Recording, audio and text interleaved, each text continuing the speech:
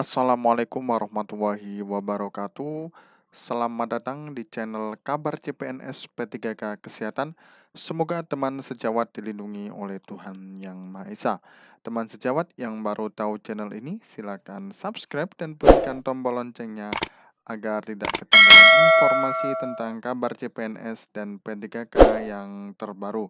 Oke, teman-temanku sekalian yang berbahagia, ini ada sebuah informasi teman-teman ya. Ini dari, Lengkong teman-teman ya, ayobandung.com. Ini Menteri Pendayagunaan Aparatur Negara dan Reformasi Birokrasi atau disingkat dengan PANRB, Abdul Azwar Anas akan membagi pegawai pemerintah dengan perjanjian kerja atau P3K menjadi dua, dan tenaga honorer bisa diangkat menjadi salah satu jenis P3K tersebut teman-teman ya. Jadi ini ada opsi-opsi teman-teman ya. Jadi ini ada opsi perjanjian kerja atau P3K ini akan dibagi menjadi dua teman-teman ya. Dalam rapat kerja nasional Asosiasi Pemerintah Provinsi Seluruh Indonesia APPSI di Balikpapan pada pekan lalu, Menteri PNRB Anas mengutarakan rencana akan membagi P3K menjadi dua. Dan ia mengakui tenaga honorer tidak bisa dihapus, melainkan bisa diangkat menjadi salah satu jenis P3K. Nah, apa jenis P3K yang dibagi menjadi dua oleh Menteri PNRB Anas tersebut? Tenaga honorer bisa diangkat menjadi jenis P3K yang mana? Nah, ini nanti akan kita bahas teman-teman ya. Nah, Presiden Jokowi telah meminta Menteri PNRB Anas untuk menyelesaikan masalah tenaga honorer atau non-ASN dengan jalan tengah yang baik. Nah, teman-teman ya. Sebisa mungkin tidak ada pemberhentian karena teman-teman non-ASN ini berjasa. Nah, jadi teman-teman memang seharusnya memang seperti itu teman-teman ya. Jadi teman-teman honorer ini sebagai roda pemerintahan di Indonesia teman-teman ya. Jadi selain PNS ya, ASN itu juga honorer itu sangat banyak sekali teman-teman ya.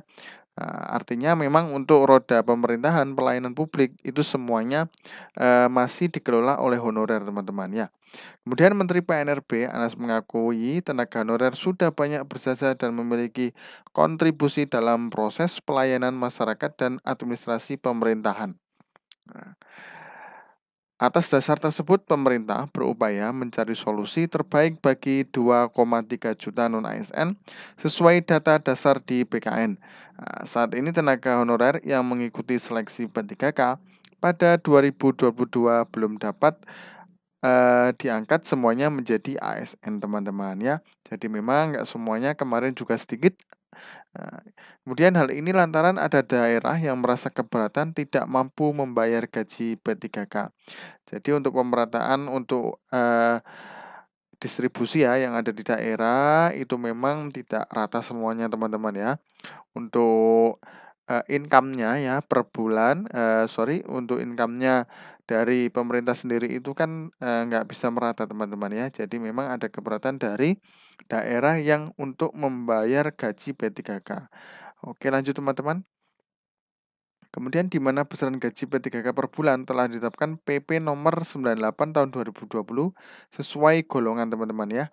Adapun besarannya yang masih berlaku saat ini sebagai berikut.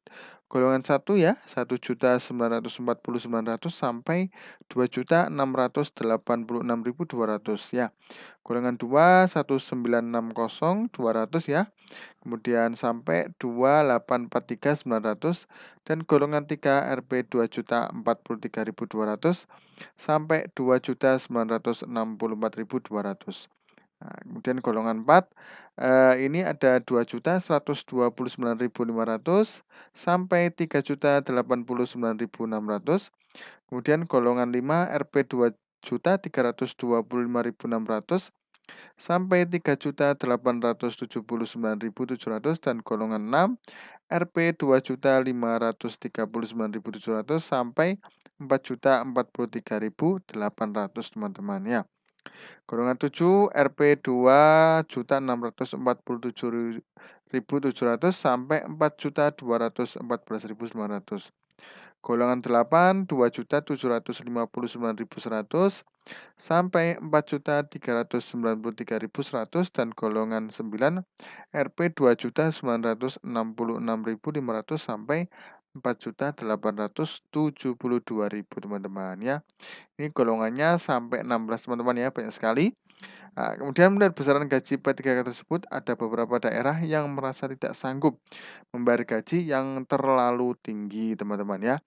Memang untuk eh, tenaga kesehatan dan tenaga teknis ya, ini kemungkinan akan dibayar oleh pemerintah daerah masing-masing teman-teman ya. Untuk yang Kemendikbud kemungkinan ini masih belum keluar teman-teman ya. Untuk P1, P2, P3 belum selesai. Ini kemungkinan nanti akan langsung dari Kemendikbudristek teman-teman ya. Nah, makanya ini ada yang keberatan dari eh, daerahnya masing-masing teman-teman ya untuk pembayaran P3K gajinya ya. Kemarin ada solusi, salah satunya adalah perlu ada rank gaji atau bagi P3K sesuai kemampuan daerah, tetapi ada gaji minimal bagi P3K. Nah, terkait P3K Menteri PNRB, Anas akan membagi menjadi dua.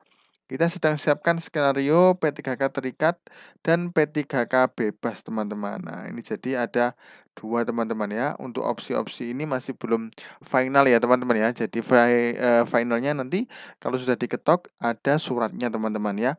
Nah, kemudian adapun yang dimaksud dengan skema P3K bebas adalah memungkinkan pegawai ASN tidak harus bekerja selama 8 jam penuh di instansi pemerintah. Jadi enggak untuk yang bebas tidak harus bekerja selama 8 jam penuh di instansi pemerintah.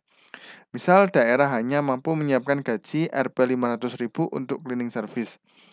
Ia tidak perlu bekerja dari pagi sampai sore, namun bisa mencari tambahan penghasilan dengan mengerjakan tugas lain teman-teman ya.